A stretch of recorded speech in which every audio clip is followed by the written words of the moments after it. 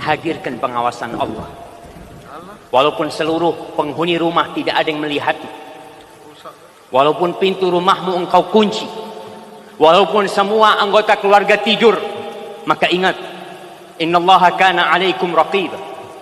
Maka hadirkan pengawasan Allah. Idza khalautad dahra biribatin. Kalau engkau menyendiri di satu masa dan ingin melakukan dosa, jangan sampai engkau mengira Allah tidak melihatmu. Hadirkan.